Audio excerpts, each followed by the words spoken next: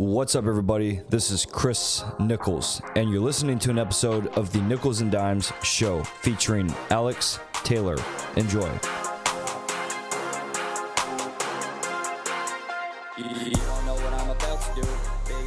Alex, man, what's going on? How's it going? Dude, thank you for having me in the Tasteless Gentleman Studio. This is awesome. Here we are. It's glorious. It sure is, man. I wish I could show everybody the full room, but we got a really cool banner with the whole team up here. And if anyone's familiar with the Tasteless Gentleman, it's quite the squad, and we'll get all into that. Definitely. But yeah, guys, let me just read a quick intro for Alex Taylor, who is a founding member of the Tasteless Gentleman Show. He's otherwise known as Scoop on the show. It's a popular comedy podcast founded in 2013. It's crazy how long it's been, huh? Crazy. With an Instagram page of over 1.6 million followers. Other members of the group include Dom, Shoni, and Alex. In addition to the Tasteless Gentleman, Alex manages a number of social media businesses and recently started a Brazilian Jiu-Jitsu apparel line. Alex is originally from San Francisco and is currently based in San Diego. Man, dude, we got a lot of stuff to cover. There's a lot. Yeah, I've done a lot of stuff early on with social media, especially. Yeah, where we got really big. I mean, we'll get into that, but for sure. Yeah, there was just a lot. I mean, all the stuff that you hear about, like the crazy stuff happening, the wild west of social media, like we were doing all that right when it started. And we've definitely slowed down a bit. Everyone has their other projects going on, so it's, that's not everyone's main focus right now. But yeah, we can definitely get into that. Yeah, no, I'm excited to, man. And I've been wanting to do this with you for a while since I've got the podcast going. Obviously, because I knew who you were. Yeah. But it's funny. I met you and got to know you a bit over the past few years before I even knew you were the Tasteless Gentleman. I never bring it up to people. I never bring it up. Yeah, but it's like I think it says a lot about you. I obviously I really liked you. We've become friends over the years, and it's like now you realize, okay, somebody is actually really successful doing this. That's a very well-known thing, and it's super entertaining in my following of it. So I love everything you've been up to and some of the other stuff that you have going on we'll talk about. But I think it'd be really cool to start off with who you are, right? Where you come from, what made you entrepreneurial in the sense of you working on all these things that you're in charge of, right? That you've started, and then, of course, your journey or career in between. Of course, yeah. So, why don't you tell us about growing up in the Bay? I'll give the brief kind of like background. So I grew up in San Francisco. I was always trying to get something. I used to do like eBay stuff. Yeah. So it's kind of funny. You asked me like, oh, what did you do before? And I was thinking about this, but previously before we started the podcast. Yeah. And I was like, I never really thought of myself as like an entrepreneur kind of person. I just didn't really click in my head. I was like, I just want to make money. And not work for somebody. Yep. I don't really care. Business stuff for me is actually kind of annoying. Yeah. It's like in the way of, I just want to make the money. I don't really care make money and be fun and creative. That's all I care. The actual like business part of it, some of it I can't, like negotiating and stuff like that. I don't really like it. You make money, I make money. Let's call it good. But yeah, so I started kind of hustling, doing eBay, selling G-Shock watches. Oh, really? On eBay when I was like 15. It worked out pretty well. Nothing crazy. Yeah. But when you're 15 and you get like $500. Yeah. Holy shit, I'm rich. Like it was awesome. It was awesome. So yeah, I would basically flip G-Shock watches. So I would buy them in bulk on eBay, and then I'd flip them and sell them individually on eBay. Yeah. It was awesome. Dude, I did the same shit when I was in high school. Yeah. It was great. It was great. I thought I was the smartest kid ever. Yeah. And then I bought a batch of fake ones. And because I didn't know, I couldn't tell what was what. I had no idea. You legit didn't know. Legit. And then I sold a bunch of those, and they shut down my account. A bunch of complaints and returns. And did you have any idea? Not until I got shut down. Got it. Yeah. That sucks. I don't even think I was checking the emails to see like customer service. I'm even a kid. I just wanted to play Counter-Strike and make a little cash. Yeah. So I did that. That was my first business thing. My first real thing that also failed pretty badly was I was 18, really into cars, and I convinced myself that I could do, it was drop shipping before that was really well known. I mean, this is like 2002 maybe or 3. Yeah.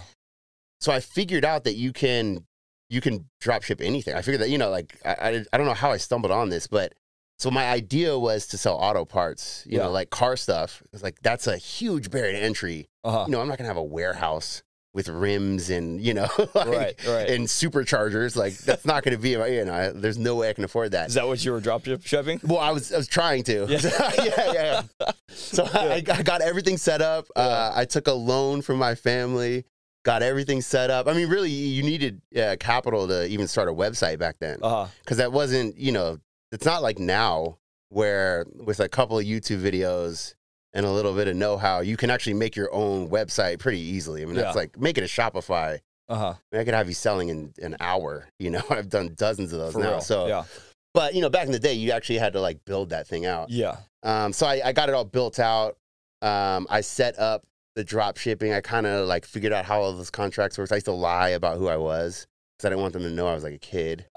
You know, like just so you can be allowed to do it. Yeah, exactly. Yeah. So I basically lied about who I was. And then once I got it all set up, I didn't really have a plan for like selling. I mean, straight up, like, I mean, I think I was 18 or 19. I really just didn't, that wasn't in my, you know, mindset of like, so I was like, oh, just get it set up and then money. Okay. You know, and it just didn't, failed miserably. It was horrible. I had to pay back my family. It was all bad. Then I went into construction. I did that for quite a few years. And this was out of high school? Yeah, that was right out of high school. Yeah. And so I was doing that, and then I was DJing on the side. So I actually started DJing when I was pretty young, like 15 or 16. Nice. I was always into that. And by the time that the car thing kind of failed, I was able to start DJing like clubs and like legitimate places, and I had some connections. So I kept getting travel down here to San Diego to DJ. Because I had a friend down here and he was promoting, and so now I'm like flying. Now I'm like a travel DJ, quote unquote, you know. But San Diego was like the most common place you would go to. Yeah, mostly. Yeah, I did a couple other random places, but San Diego was like, it was easy. It's a quick trip from SF. Sure. It was cheap to fly. And so it was really easy for me to get down here and back. You know, I think Southwest it was $39 one way back then. Like, I mean, it's nothing, you know. So I was doing that, and I had a few friends down here, and then I decided, I was like, fuck it, I'm moving to San Diego. Yeah, like this is where I want to be. So when did you move here? How long after? I think I was 21 and change. Oh wow. Yeah, I was pretty young. I mean, relatively.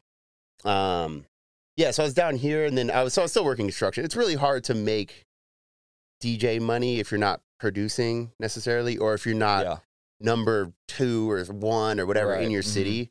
You're not really killing it. Or if you want to go the other route where you're promoting and DJing, you can make some money. But that and that's not me. I don't want to do that. I don't want to fill up a bus. And bring the whole bus. I'm not interested in any of that. So I just want to play music and have fun. I've had a few DJs on the show actually, and we talk about that exact issue, right? Yeah. It's not fun. It's not fun. And I had a blast doing it, but you know, I did it until much later. We'll talk about that in a sec. But I did it so much later, but more on and off. So working construction. Then it was about I guess I've been out here 3 years at this point, and this is end of 2007, 2008, and the housing thing started going on. And I'm working construction. Yo boy. So we're seeing it. You know, I'm like, oh, this is going to be bad. I don't really understand, you know, economics, but at that point in my life, but I do understand. Saw something happening. This is bad. A lot of people are going to lose their jobs. My boss, we were cool with him. He said, "Hey guys, I got a couple months, and then I got to shut it down." But luckily, he told us. So I kind of panicked. You know, I don't know what to do. I was like, okay, well, I always wanted to go to school. I'm like, how can I get to go to school? I definitely can't afford it right now, but how can I get to school? I'm not pulling a loan. That's for damn sure. You know, that was in my mind. I was like, I do not want school debt. Right. It's like, okay, well, I'm gonna join the military. Just gonna go for it right now. And you know, it's a little older. I think I was 23 when I went in. Okay. It's definitely a little older, but I picked a job that was construction, the CBs. So you're basically a construction worker with a gun. That's pretty much it. You're not kicking in doors. We're not like dropping bombs on people. We just build stuff in bad places. Yeah, gotcha. Yeah. So I knew, but I had a plan. I'm like, you know, I'm gonna go in. I'm going to go to school while I'm in, because I know they'll pay for it while I'm in. And as long as I knock out 2 years of school, by the time I get out, I'll have enough GI Bill to finish the bachelor's and get a master's. I was like, I know I can, as long as I get 2 schools. So I would just do 1 class at a time. And just try to knock it out, you know, over the time of being in the military. Like in between deployments, we were going to Afghanistan and stuff, but like in between those, I would just go to school and party. But Right. Go to school and party. Well, which school would you go to in between? So in between, I was just going to what's it called, Laverne, I think. Okay. It's in Ventura. Yeah. So I was going there, and it was actually much easier than I thought to balance those at that age. Okay. When I was 18. Yeah. I couldn't manage city college. You know, like right. I don't know why it just didn't work for me. I didn't enjoy it. I don't know why, but it's much easier when I was older. Yeah. It's like really easy to knock out. Just because you think you had more maturity? Yeah. Well, and also, I also had a goal. Yeah. You know, like I want to get a master's. Well, I can't get a master's farting around. Mm-hmm. You just do the stupid essay. Yeah. Like, it's not that hard. It's a 5-page essay. Who cares? Right. This is not that hard. So yeah, I did that the whole time in the military. And then when I got out, so let's go back a little bit. I was in Ventura for a couple of years, and then I got transferred to San Diego. So now I'm back in San Diego. I have all my friends, you know, people that I grew up with live here. Yeah. So I'm all around them again. And a group, there were 3 guys they did their first episode of Taste of Gentlemen.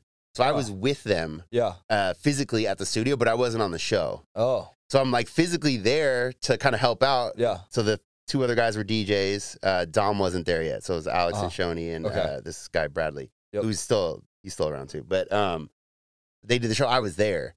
So then they kind of needed someone else. Like it was working, but it wasn't, there was something missing. And it kind of seemed like I fit in right there. It just kind of worked out. Yeah. So once we got the show going, we had a Facebook page. Mm-hmm. And this is where it gets really weird. So we have a Facebook page. We'd been posting daily for a couple months. You know, it had like 1,000 followers. Yeah. No big deal. What kind of stuff were you guys posting? Mostly memes, funny stuff, and then like clips from the show. That was early days of memes too. Early days. Yeah, very early. Yeah. This is like right when it started. And then what differentiated us at the time was that I would be on Facebook talking crap. So to all the audience. So from the page. So I would do this all day. It was so fun. So I'm going to school full time. Yeah. So I have a bunch of free time, you know, because I'm getting GI Bill, but I'm working on this business. I don't even know it's going to be a business. Sure. I'm just having fun with it. Yeah, I'm just having fun. Yeah. And, we'd post a meme. So this is disgusting. How dare you? And sure. Yes. But I would jump in the comments and go like, oh, you must be fun at parties. Yeah. And then, or something, whatever it is, Yeah. And then, then you get our entire audience would jump on that. Right. And then also make fun of them. And now it's just building up. And now we're getting, tens of thousands of comments of people arguing in the comments. Oh, man. Which is great. Yeah. If anyone has, if you have trying to grow a social at all, if you can get something going in the comments, then it doesn't reflect on you. Yeah.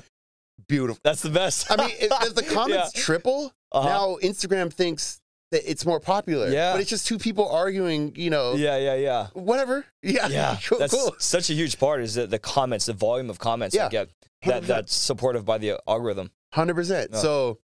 So we would do that. So that really, it started building the page up. So then it went up to 16,000. Yeah. Oh my God, we have 16,000. I mean, this is like 2014 or something, in that range. I don't remember the exact. I think it was 2014 though. Maybe 2013 still. But so now we had 16,000. I thought that was a big deal. Yeah. Like, holy shit, we have 16,000. Damn. Yeah. And then there was one thing we posted and it jumped us from 16 to 100,000 in like a day. Wow. So then I know what it was. It was so rude. I don't want to say that. Really? It was really bad. Okay. Yeah. Tell me after. It's all bad.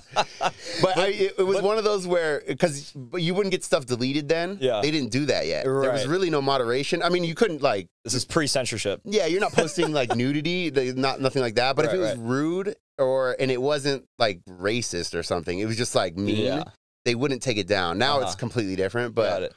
So you kind of post what you wanted, but it was pretty bad. But I knew it was one of those things where I know it's bad, but I know the reaction. I know how people are going to react, so it's going to blow up. Were you anxious at all? Not really, because they hadn't started punishing yet. So because that wasn't around yet. Like they really wasn't. It's like getting your page deleted. Like I never even heard of that. But were you worried about like your reputation maybe or getting probably backlash? should have been. I mean, honestly, it probably should have. I wasn't, but probably should have been. Yeah. I mean, this is such a big point though, because like this is how a lot of accounts and social media accounts blow up. They do something really edgy, right? And then they'll jump, like whatever you guys, 10x in a day. Yeah. Right. 100%. Yeah. And, well, dude. Okay. So it's the 10x thing. This is what brings this. This is how it gets crazy. Okay. So that 100,000, that was like in a day and a half. I couldn't believe it. I'm just refreshing. Holy shit. And then we went from 100,000 to 1 million in like a week. And then we went from 1 million to 4 million in like a month and a half. Man, so we had 4 million all of a sudden. And I'm like, wait, I don't even know how to monetize. I didn't understand really what was going on. Yeah. It went up to 7 million. That's how big it was at the peak, our Facebook page. Yeah. We were like, and back in the day, there weren't that many people who had 1 million followers. Yeah. We had 7 million. It was like, now it's common to see 1 million, or whatever. And this was before Instagram or? Yeah. So Instagram, I don't even think Facebook had purchased Instagram. Right. I don't think it was around, but it wasn't like everyone was on it, like, like a couple years later. This was your Facebook page. Yeah, it was just the Facebook page. And then we had a couple splinter pages. So we had, I kind of figured out, I'll explain how like the business started from that. But yeah, we kind of splintered off into like 3 or 4 pages. Yeah. And then we'd filter them all. We'd like share content from each other. We had a little network with our own pages. So it was me and Alex, the other Alex on the show. Him and I, it was just basically him and I just doing all this content stuff. Right. So I didn't really understand how to monetize it, but now we have this huge following, especially 4 million at that time that's a massive page. Yeah. Of course. But I didn't know what to do with it. There's other people around that, like Barstool. We were like the same. Really? Yeah, the same like level of following at the same time. They figured out how to actually do it. Or like the Chive. When you look up like similar pages, like we were all like the same size for a while. At that point. At that point, yeah. There was the Diesel Bros. They have that huge YouTube now. Yeah. We were about the same. I remember these names just because you'd always look, Dude, that's crazy. Yeah, it was crazy. Yeah.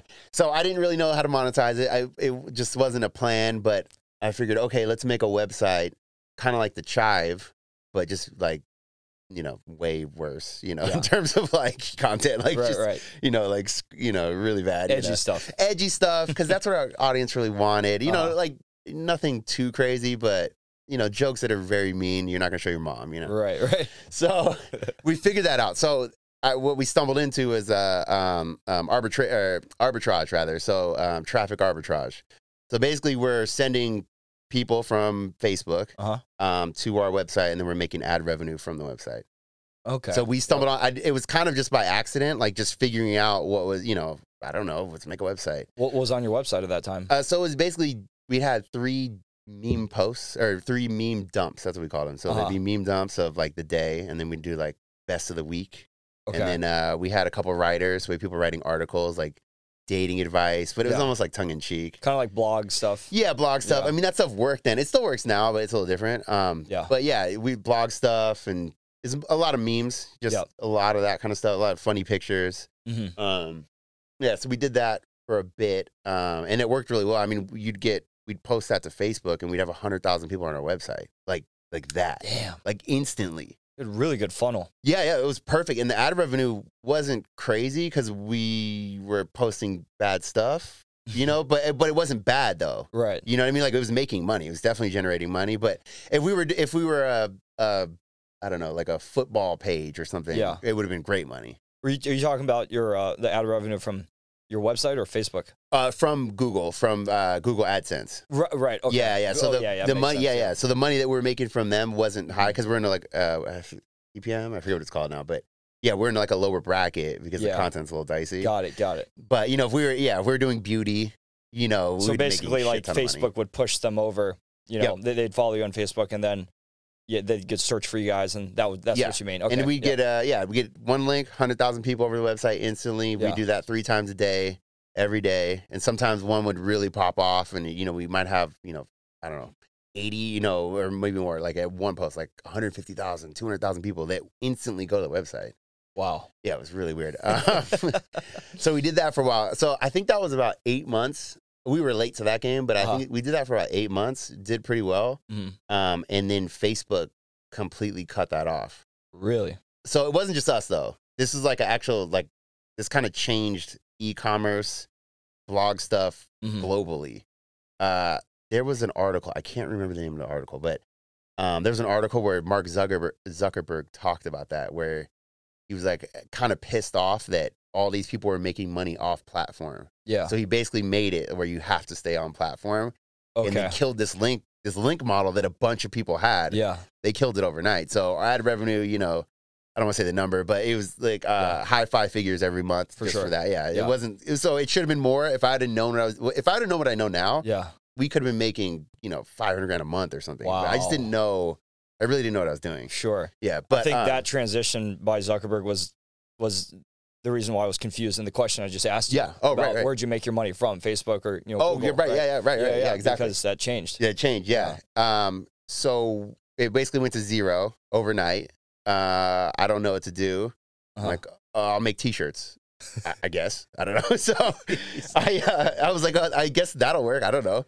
So then I made a t-shirt. So I spent, you know, a couple weeks kind of figuring out. I already knew Photoshop and like Illustrator. I was already pretty well versed in all the whole Adobe suite because I was editing the show. Right. I took photos about, you know, I had like a really nice camera. So I was like used to using, you know, so it wasn't completely foreign, but I didn't really know anything about design. So I just found funny stuff that I liked, made it my own, you know, or like, you know, a remix of whatever I thought was funny. And then it started coming to me. Then it was like memes.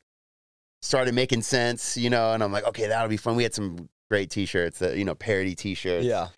And I basically made like 10 t-shirts a day for like a year and a half. Yeah. I would just grind them because we were doing print on demand models. So yeah. Oh, really? Yeah. It was great at the time. It's worse now, but it was really good at the time. Mm-hmm. Because people also didn't know you were doing that necessarily. Now everyone knows. Yeah. So, and nobody wants that. If that makes sense. It's the hard. I don't want a print on demand t-shirt. Like, just send me the damn t-shirt. Yeah. You know, I don't know. It feels less engaging to the audience, I think, but like basically just custom for every order type. Yeah. So basically you order it, then it gets printed and shipped. Yeah. As opposed to we're committed to this product. Yeah. I have, you know, 1,000 of them in my warehouse, and the day you order, I'm going to ship it to you. Yeah. Yeah. Like, hey, you're getting this from us. This is our thing. Yeah. And this is just, how we're doing it. It's just coming from Washington. I don't even see the damn thing, you know? Like, it just shows up at your door. I never even saw it, you know? So, So we were doing that, but what year did you start the merch? Like I think that was 2015. Okay. Yeah, that was about 2015. So pretty early on still. Yeah, it's pretty. Yeah, it's pretty. This is all happening so fast, you know, like it blowing up, it getting shut down, you know, that model getting Facebook, shut down, and then you know going to the t-shirt thing. So we're doing print on demand. Yeah, that did way better than the ads. I mean, that was crazy. It was really crazy, actually. Wow. How well that did. And I just was shotgun style. That's what I call it. Just designing 10 a day, hoping one might stick. Yeah. You know, and then the rest of them will sell onesie twosies. But if you get one that works, it's going to work really well. Yeah. Yeah. Yeah. So I would do that. And then our Facebook page got deleted for the first time. Really? Yeah. Yeah. It got deleted. Why? They said we were promoting hate speech and racism.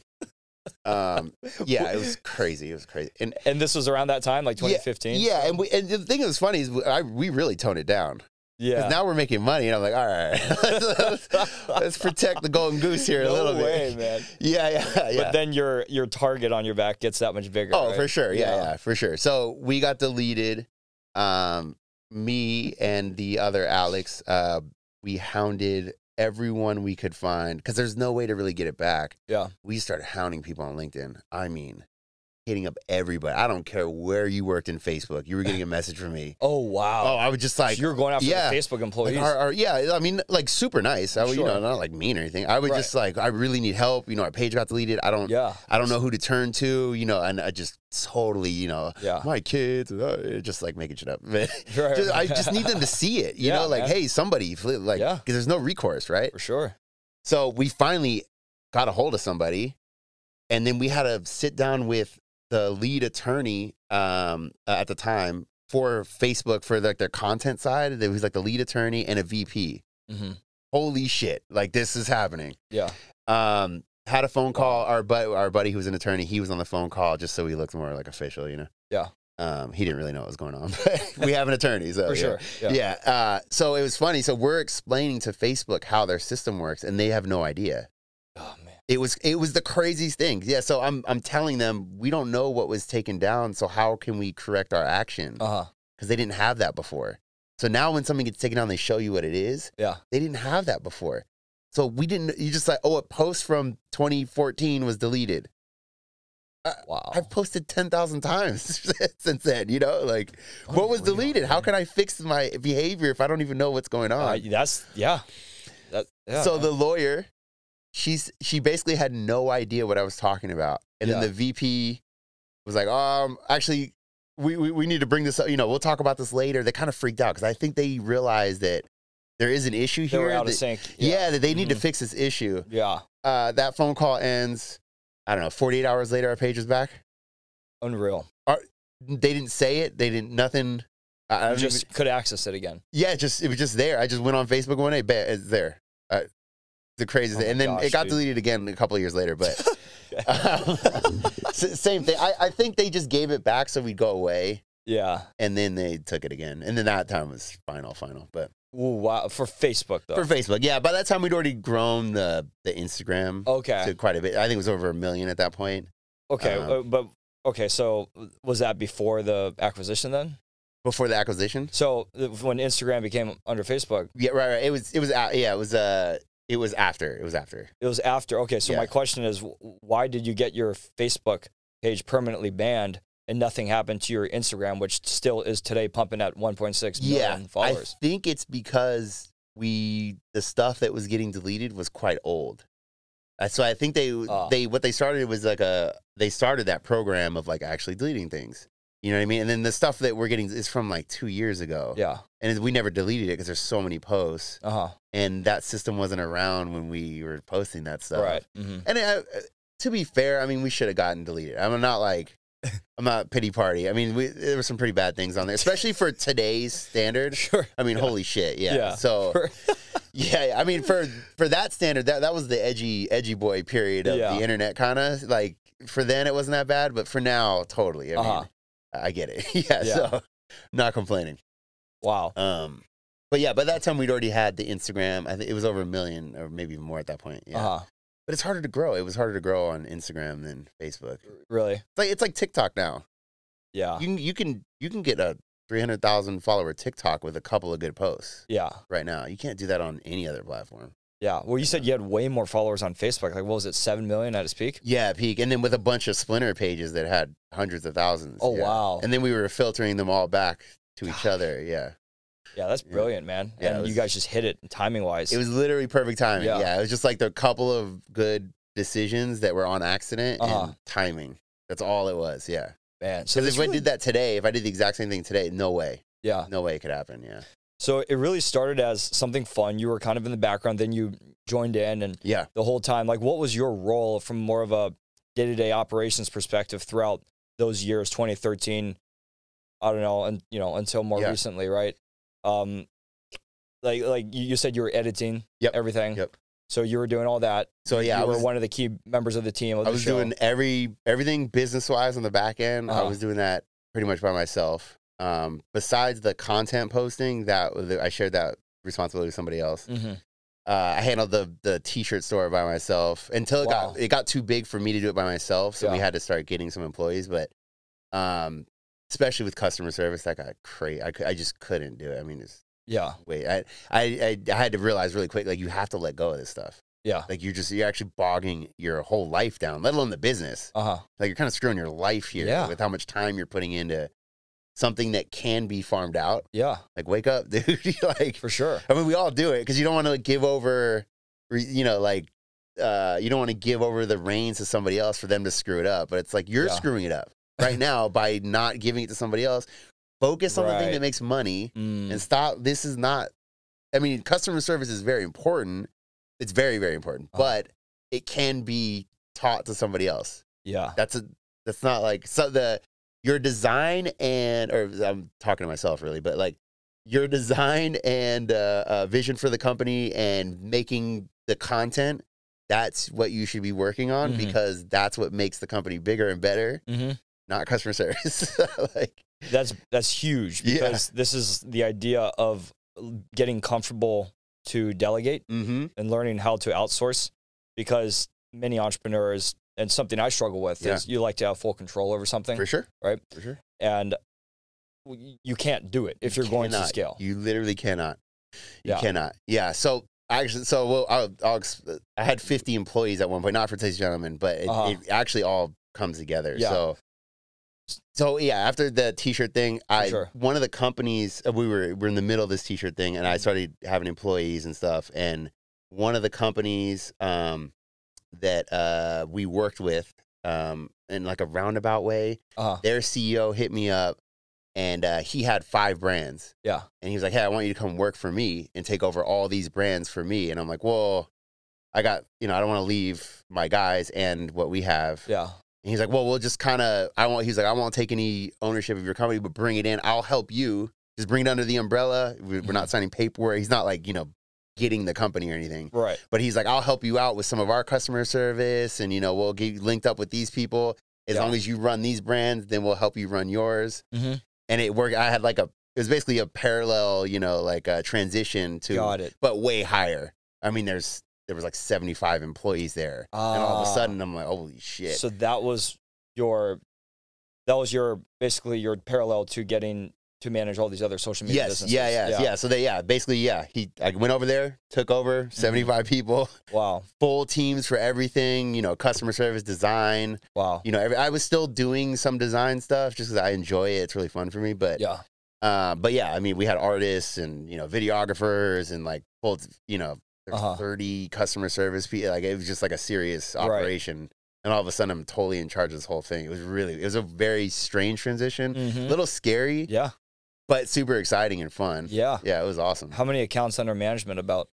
It varied because there were so many. I mean, there were like 7 or 8 main accounts, but then we had all these side accounts. And I mean, if you add up all of the, Twitters and I mean, I don't even know. Yeah. So is it fair to assume that's how most of these big Instagram pages work? With these celebrities out there with a few million followers, they obviously don't have time to be posting, 20 times a day like they might be. Of course not. Yeah. They're probably barely on their phone. Well, how can you can't live your life while you're posting all the day? You can't. No. I mean, you see examples of it all the time. Can you assume that agencies like that are just under full control over that stuff? I would be shocked if full control. I have, I don't want to say the actor, but there was a project that I was working on. I'm trying to tiptoe around this a little bit. Mm-hmm. There was a project that I was working on for a fairly large actor. You would definitely, if I said his name or you saw his face, you go, okay. For sure. But I mean, he's not it's not Jamie Foxx level. It's not like that. But you would know the person. You'd at least recognize him. Right. And we were tasked with kind of building out a store for him. He his management came to our company and we built out the store. He wanted ads and t-shirts and yada yada yada. Yeah. We were tasked with that, and then come to find out he didn't really even own his own socials. It was crazy. What? Yeah, so he had control over his Instagram, but every other account, I shouldn't even say the studio, but a studio, they had the logins. He didn't even have the login to his Facebook or his Twitter. He not just they have it as well. No. He doesn't even have it. Yeah, that's weird. It was very odd. Yeah. It was very odd. But after talking to him and a couple other his agent who linked us, that wasn't completely uncommon. Because they just didn't care. He didn't care. He doesn't even want to use Instagram, let alone the other ones. That's interesting. Yeah, it was very odd. I don't know if that's super, super common, but it was more common than I had realized before that conversation, I guess. Yeah, because I would never give over the keys to. I mean, that's not your likeness, but your I don't know. It's something you're just giving over the keys. Well, it's your brand. Yeah, it's your brand. Yeah, there you go. Yeah, your reputation. Yeah. It's very odd. Yeah. What was the question right before that? So I was just trying to. I guess we kind of sidetracked because I was asking about how common is it for these big names to have, these outsourced agencies manage all their stuff, and what level of control do they have? Is there a permissions process where, let's say, some outside agency posts something and then they just have to approve every notification on their phone? Hey, we're posting this story, this post, whatever. Do they have to go approve this every single time? I mean, that kind of even blows my mind that they would do that, but I feel like they Yeah. kind of have to, but maybe not. Maybe they don't care. Maybe they got someone they trust. I'm not sure on the highest level. It probably varies. I mean, from my experience that I've seen, it probably varies pretty drastically. Because well, what about like your experience directly at this agency? Like, what was it like? Well, so because we weren't really an agency managing that kind of stuff. This is basically what we did I was there for like 4 years. So what we did, we had let's just say one main brand. That was like the backbone of the company. That's when times are bad and times are good, that company's still making profit. It can kind of, this company's doing bad, let's send a little cash over there. For sure. That's the main hub. Yeah. But then we would just try these offshoot brands. So it was all clothing and the merchandise stuff. Okay. So we just try offshoot ones. Okay, let's build this brand, it has a specific niche. I don't know, whatever, toasters. I don't know. This brand is all about toasters, toaster merchandise. Boom. So we build that up, see if it works, keep going, and then pump a little money in there, and then maybe it works. Now that's its own entity. Man. So then we keep that going. Then let's do, veterans, let's say. Right. And then we do veterans, and then see if that works. And then, that one worked really well. Let's do another one that's slightly different. Let's do only Marines, or something like that. And then kind of, so that's kind of what we did for a couple of years, just that. So it was less like focusing, on like people necessarily. We're just building our own brands, which I think that's something I'm going to do forever, because diversifying, once you have a formula on how to like make a company it's really not that hard. It's daunting in the beginning. And I've made so many mistakes, but it's daunting in the beginning. Once you've done it a few times, the blueprint. I mean, if you ask a person who's never started a business how to start an LLC, and they'll their eyes will roll back in the head. They'll act like it's it's like, dude, that's 10 seconds. That's not a barrier to entry here at all. That's a couple signatures. That's interesting. Yeah, it's a good point, man. Okay, well, that's a pretty solid summary of how the Tasteless Gentleman got going, and then how you transitioned into managing these other social media accounts, businesses. Like, what was your role with Tasteless Gentleman once you made that transition to do these other things? Was it the same? Yeah, it was the same. I just backed off. That's why we hadn't posted in a while, because I backed off on a bunch of stuff. Got it. Okay. I had to really focus on the really big thing, and I didn't want to fumble it. Right. So, and not that Tasteless Gentleman wasn't, obviously it's big, but sometimes you just kind of got to shift your focus. Understood, I can always go back, I'll shift my focus back, and, there's a window of focus you have. Right. And, sometimes some things get out of there, and that includes others, relationships, and, like your life, you got to shift, and then, okay, let's go back over here. Shift, so. And also, like, what's going to be the most lucrative for you? Because sure. I imagine, I'm just kind of putting this together after everything you just shared about the Tasteless Gentleman. Yeah, I mean, looking at your Tasteless Gentleman account now, it's since 2022, I think, right? Since your last post to us. But yet you're still going strong with the podcast. Yeah. You guys just had an episode come out yesterday or 2 days ago. Exactly. Yeah. And well, and also that's just fun for us too. That's fun. Yeah, and the real, not just the people there for the funny post, they're real people that like our show. Yeah. Like the people on audio and the people on video. I don't want to just like leave them hanging. Yeah. You know what I mean? Those are like the real fans. Those are like those are the people that are like on our Patreon. Those are the people that are on our Discord. Yeah. I don't want to just be like, well, so I'm busy. That makes sense. Come on, like they've been rocking with us for 10 years. I'm like, oh, I'm busy. See you later. No, that's so. You got to keep the core audience warm. Yeah. But more than half the people on the Instagram, they if you post something about the show, they're like, shut up. They're just casual. Yeah. Like people are so rude on the internet. It's crazy. Yeah. Well, that's my question. Is like the reason why you put "Let's focus on the Tasteless Gentleman" Instagram account. Is it because they have you guys? What's the word? Like pigeonholed? Yeah, pigeonholed as far as what you're able to make from ads because of the content, the nature of the content. Well, so I never posted any sponsored anything on there. We never did that. Oh, okay. Yeah, it's just like a line. I'd rather make money just, and I had a couple other accounts that I did do that with, which is fine. I mean, it's sometimes really good money. I have a bunch of friends who have a lot of more followers than I have for sure, and they, I've heard some of these rates. I'm like, holy crap, that's a lot of money. Yeah, I mean, anything with over 1 million followers, I'm sure you could make a pretty solid living. It gets kind of nuts. Yeah.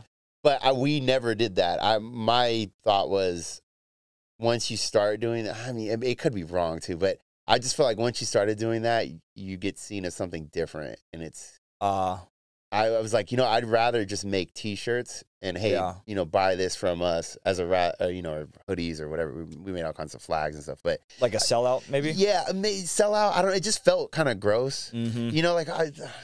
No, you're like posting the same ad that I've seen a million times. Like, how well is this even working? Yeah, it just seemed weird. The same vibrator ad. We've all seen the same one from 30 accounts. You know what I mean? Yeah. It's like, does that even work? I don't. Yeah. I mean, they must work if they're willing to pay somebody. It must work. But and it felt gross to me. I'd rather you buy something from us, made by us. Yeah. That you go, oh, okay, this is cool. And this is where I got it. Just keeping that more direct relationship. Yeah, so I never did those sponsors. I know they work. I know they make money, but it always felt gross. Dude, that's wild, man. Yeah. So Tasteless Gentlemen, right now, the main focus of you guys is the podcast, the merchandise, anything else? Not for that. No, not for that. Yeah, just keeping the podcast going, keeping people happy that we're still doing the show. Yeah. Yeah, and we take breaks sometimes. I mean, we're not super focused on it, but we definitely try to do it every week if we can right now. Yeah. Every the time we're doing like 3 a week, but that's not sustainable. It's a lot, yeah. Too much talking. Yeah, for real. And then, so when you I want to hear about your transition then from the social media agency you took over, and then what has happened since you did. First of all, when did that happen again? That was like 2 months ago. It was kind of the final, the final, I was done. When it ended. Okay, but how long did you do it for? It was about, let's see, I think 4 years, yeah. Okay. Yeah. So 4 years, that was a huge part of your attention. Yeah, I mean, that was every day. Much. I don't think I've worked hard. I've been to Afghanistan working my butt off. Right. I don't think I've ever worked that hard. And it's weird too, because when you work that hard, I mean, I know everyone's different. For sure. But when I work that hard and then I have a break, I'm going nuts. If I have like a couple days, I'm going nuts. Oh, just like having too much fun. Oh, yeah. I'm going to be drinking and, having a good time, meeting all these people, going out, I'm not saying it's good. This is bad. It's a bad trait of mine. I really wish I wasn't like that. But I realize I need to really tone back how much I'm working. I'll explain that in a second, but I need to tone back how much I'm working so that when it goes the other way, it's not as severe the other way. There's more balance, Yeah, there's more balance. And part of it, too, is I realized that, I'm working, 80 hours a week. Am I really, though? I mean, really, when you look at your time, are you actually working that much? Or is it kind of a flex to be like, I grind, I work that hard? And I don't know if I was working, I was doing stuff, but could I have knocked that out in half the time? Probably. Yeah. To be honest. I mean, straight up, probably. So really thinking about like, where you spend your time and kind of figure, I mean, okay, I have a friend of mine, he used to be a business partner of mine. He goes on and on about Elon Musk. He loves you. Nothing wrong. I like Elon Musk. What he's built is cool. And I think he's funny. But he always goes, Elon Musk, he sleeps in his office, and he goes on and on about it. I'm like, okay, sure, but he also he talks about beating Elden Ring, one of the longest video games that just came out. Like, he's not working every day. Stop. Right. You know what I mean? And he's posting photos of him at parties. Yeah, he's not working all day every day. Stop. He's training to fight Mark Zuckerberg. Yeah, exactly. Yeah. But it's like people idolize this grind until you die mindset. Yeah. And not even the people you think are doing that all the time. You can do it in stretches. When something hits, like when we would make a new company and it would pop, it's time. You got to get good going. There's no time to wait. Go. There's phases. But once it kind of levels off and, take a breath. For sure. Relax, you know, like just a little bit. Yeah, you can't keep it up forever. No, that makes complete sense. So, like, you basically spent the 4 years doing this, and I mean, I don't know if maybe burnout was the right word. Either way, it was too much. Absolutely. You burnt out. Oh, absolutely. There was 100%. Yeah, it was just too much for you in your life, but it was cool stuff and what you were doing. All right, so you realized that and you made the decision to move on. Could you explain that transition until now? Yeah. So it's kind of weird how this went down. So let's see, last year I left for like 3 months. I couldn't do it. It was just overwhelming. It's just so much work. Yeah. And not even so much work, I guess. It just there's so much responsibility when you have that many employees. You know, those people to pay their bills, you can't fumble. Right. Like for them to pay their bills, not even just me getting, I mean, I love to get paid, but not even just from me. It's like, this is responsibility I have to them. Yeah. I didn't really like that. It was just too much. I don't even want to think about that. It's just too much. So like I said, I took over for the guy who owned the company, and I took his role while he left to do something else. And then he had kind of come back by that point, not working, but he was around. Yeah. So once he kind of got back integrated, I was like, I think I'm going to leave for a bit. I need a little bit of time here. Yeah. He was like, no problem, come back whenever. So I took a couple months, not off, but kind of, when you're that integrated with a company, you can't just leave. Right. Because all these questions, there's all this stuff, but so I was gone, but then, half the week I'm answering emails and shit still. So I left for a little while, then I came back, and I could just tell it wasn't working. I started messing stuff up, but it's not because I'm like incompetent. Yeah. It's you start like, I don't know, your brain's not working anymore. You just can't focus. I just didn't feel like doing the stuff that I needed to do to make it successful. And it wasn't fair to everyone else. Right. And to the guy who who gave me his job, like it wasn't fair to him. So we just kind of called it quits. It took a few months to get out, but I knew what I wanted to do. In between, I tried to do a holster company. I'm a big shooter. I tried that for a bit, got all the equipment, and once I started, I realized it's not really what I want to do. Manufacturing. Yeah. In my mind, romanticized. I was like, dude, I'm gonna be in the shop. Making holsters and woo, this is gonna be awesome.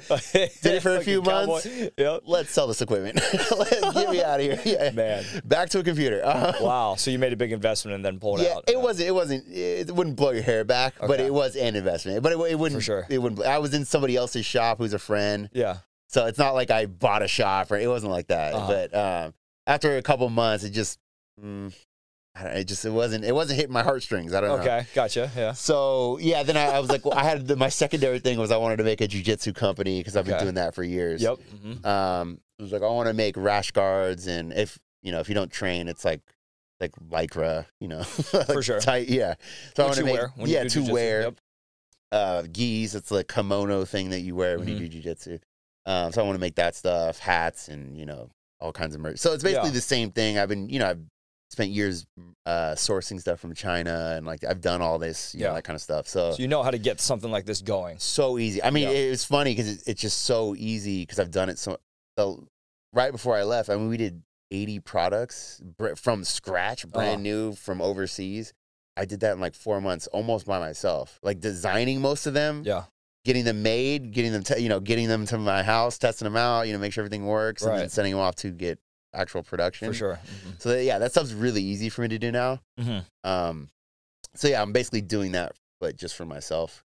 And I just want something that makes good money, and I don't want it to get too big.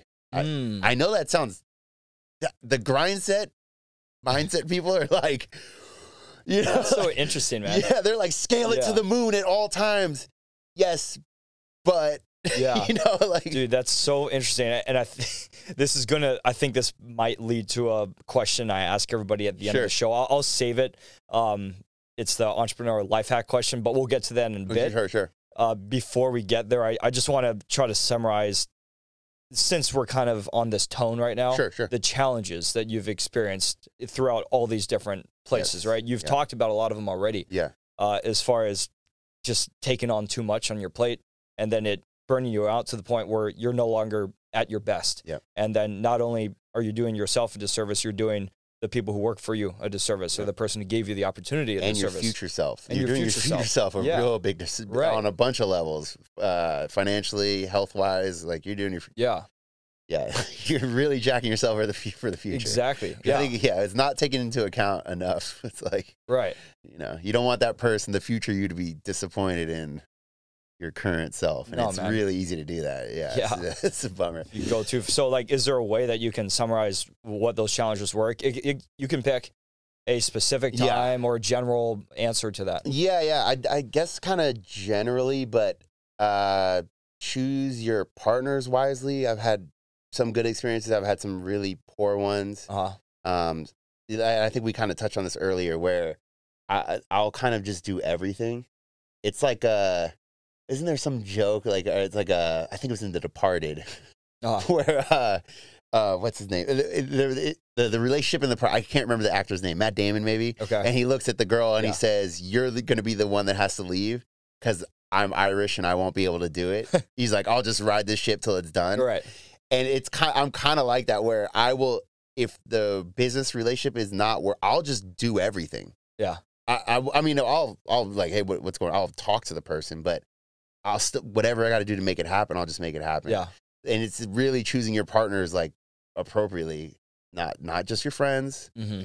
I mean, you want to work with people you have rapport with, but not like straight up friends, because it's hard. You tell your best friend to, you know, F off, like that's really tough. Yeah. And then being able to separate the business to the friendship is really hard. I don't know. So definitely choose the people wisely, taking advantage of opportunities that are legit. Mm-hmm. I've struggled with that in the past, like maybe not jumping on something that I should have in a timely manner, and kind of poking around, and then later looking back, oh man, that's tough. Like that could have been a big thing I could have taken advantage of, or you know, that's a big move we could have made as a business, and I kind of I didn't jump on it right when I should have.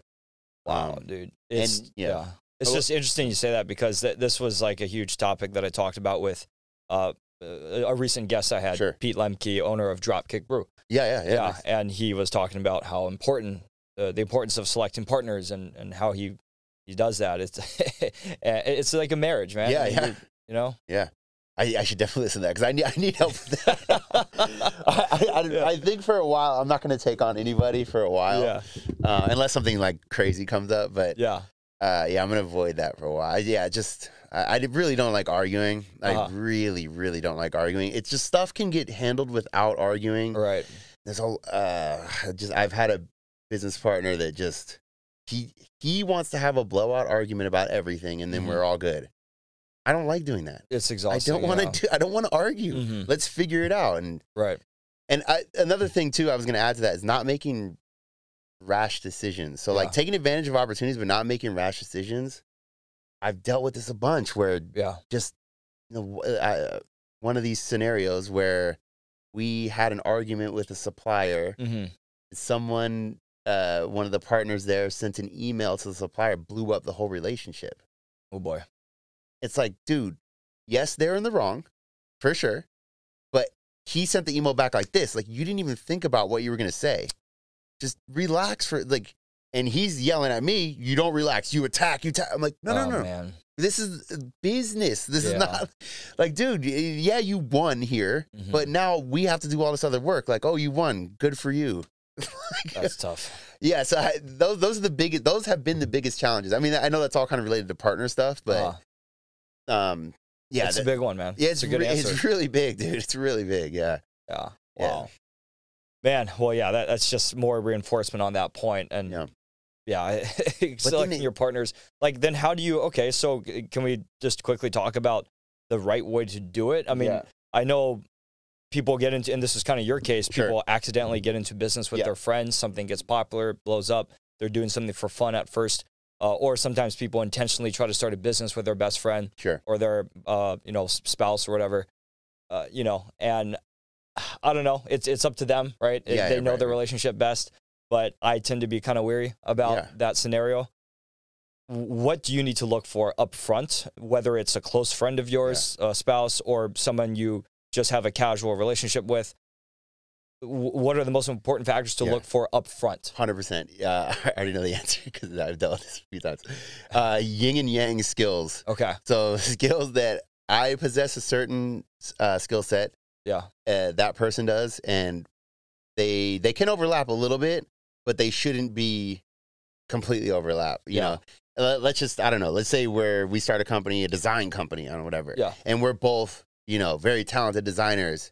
And we're competing for what the vision of the designs all the time, instead of focusing on, the other stuff. Right. It's like, what it should be is a very talented designer. You have designer experience, but you have experience, selling, getting customers. Sure. That's what marries up. That's good. You know, someone in design, someone in the business, and maybe they overlap. Maybe this person has some business experience. Yeah. Maybe they have some design experience. But having the same skills, it's literally never going to work. You're going to get an argument. Yeah. It's just, I mean, I don't believe in the astrology thing, but like, you know, if you have two Tauruses, you know, in a relationship, right. like they're just going to butt heads. I mean, there's something there to that, you know? Like, yeah. So, I definitely don't think Mercury's in retrograde, but there's something there. There's something there. Dude, no, that's a good answer. Yeah. It's a really good answer. It's having the complementing skills, yin and yang. Yeah. Huge piece. I mean, when you see the big companies like that, I mean, Vine. You remember Vine? Yes. Yeah. So Vine, there was a documentary, a little mini doc I just watched about the creation of that. And yeah, they had one guy who was really good at coding and all that stuff. The other guy can code, but he was more of a business design, you know, making the UI look nice. Right. That's why that blew up, because they had completely opposing, or not completely, but opposing skills. You know, the engineer is going to have a hard time. They don't know what something should look like. Yeah. You know, and the designer has no idea what, you know, something should work in the you know, how it should work in the background. Oh, absolutely. Yeah. And there's a lot of good examples like that. Definitely. Okay. I want to go back to that question that we might have already jumped into a little bit, which is, what is an entrepreneurial life hack that is against the mainstream belief, unique to you, that you could share with the audience based off your experience? Yeah. The problem is, I feel like the cat's out of the bag, but just like always working out. I mean, just going to jiu-jitsu has been a complete lifesaver for me. Just having that outlet where I can not think about anything but jiu-jitsu. It's just been, I mean, you train, you know, like when you're, I know you can get this other places, you know, in other, you know, whatever, other physical activities, and maybe even, you know, playing chess or something. But when you're doing an activity and that's all you can think about, it's just, that is so key. Very rarely does my mind go to, that email. When I'm at jiu-jitsu, that happens. I mean, it does happen if I'm, you know, it's getting boring watching. But that is so rare. It's so rare. But having that like release. Just not thinking about the thing you don't want to think about, you know, for a little bit, you know, it's so huge. I don't know if I know it's a hack, but it's not really, it's not unique to me. A lot of people know that one. Sure. You know, I mean, it's a good one. And I think, I mean, the other kind of answer that would qualify to be an answer to this question you already talked about was not letting yourself get too burnt out by going all in, right? And then, you know, not swinging too far on the other end, celebrating, partying too hard as a result once you get that time off, but finding more balance to begin with. But maybe I can direct this question. That's a great answer, by the way. But maybe I can direct the question just to another type of answer based off something you just said, which was very interesting, which was how happy you were to now start this jiu-jitsu apparel line and it being smaller because you don't want it to get too big. Could you explain more why? If you sit down and think about your real goal, let's say, let's put it like this. Do you want to be in charge of Apple? Like, I mean, no. Do you, like, if you, in your mind, and I've thought, you know, some big company, I'm like, man, that'd be awesome. You know, really, really think about that. Really think about what that entails, and, you know, dealing with board members and dealing with the market price and, the government and, you know, getting sued left and right. And, you know, and people are talking trash about you in the media. And, like, do you actually want that? Or would you rather make $500,000? No one knows who you are. You do whatever you want. You know, every day you can go surf in the morning. You know, go hang out with your kids. Go for a walk. You know, go camping on the weekend. I mean, I know $500,000 is a lot of money. I'm not saying, oh, that's nothing. I know it's a lot of money, but if that is my goal, that my goal now is I want to make $500,000 and just be left alone. And just do whatever I want. That's that is ultimate happiness. You can buy whatever you want. You can pretty much do whatever you want. You know, like minus, you know, flying private everywhere, but who cares, you know? but you can do pretty much whatever you want at all times. And you're just left alone. Like that is the goal. The freedom. The freedom. Yeah, man. Something huge to think about. It's crazy. I was actually just listening to a pod this morning, great one by Ed Milet, if you heard of him. I'm not, and Jason Derulo. Okay, And Jason is extremely smart. I didn't realize how much wisdom he had to offer, but they both were talking about the idea of you want the money, and yes, it's great in so many ways, but it's not nearly as cool as you think once you get it. Yeah, I bet. I mean, I couldn't imagine being her, especially somebody famous. I've talked about this quite a bit on our show, but just being someone famous like that and getting harassed everywhere you go and just nothing. I mean, imagine you walk into a room and everyone, they just stare at you. I get stared at because I'm tall. I couldn't, I couldn't imagine, like... Tell people how tall you are? Yeah, oh, God, yeah. You don't have to.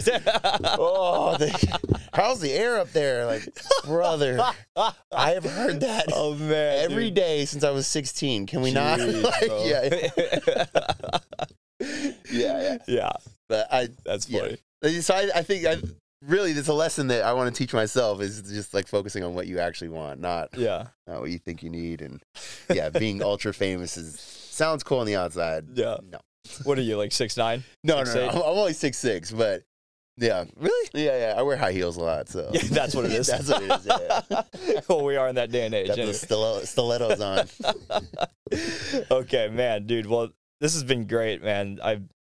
I love the story. Thank you for sharing all that stuff. Hopefully I didn't babble too much. I'm sorry. I get on rants, especially after this coffee. Oh man, I get on rants. This stuff picked it up for us. Yeah. Yeah, no, Pete hooked it up with a few of these things when I went to his shop. But yeah, man.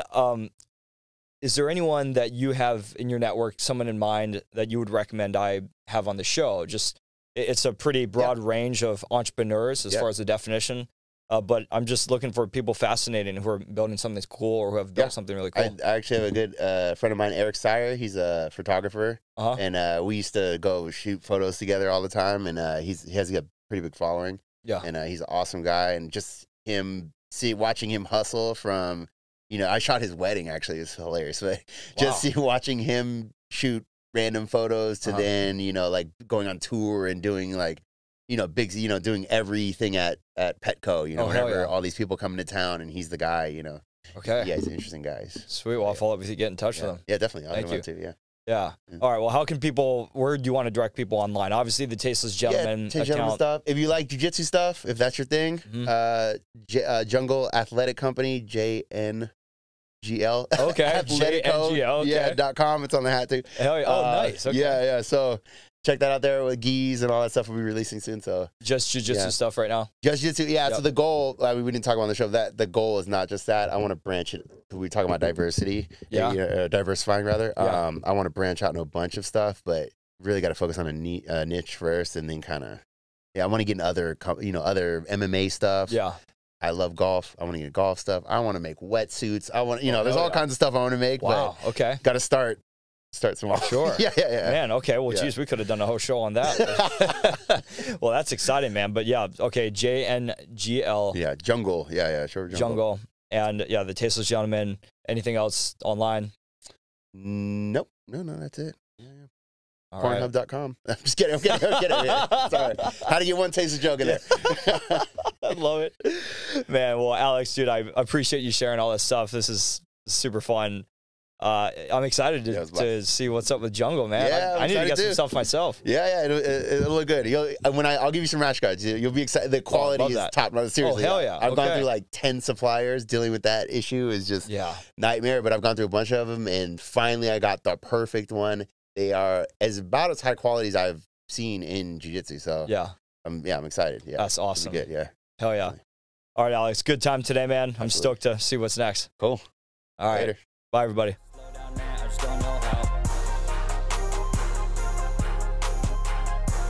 Thank you for joining our conversation today on the Nichols&Dimez Show.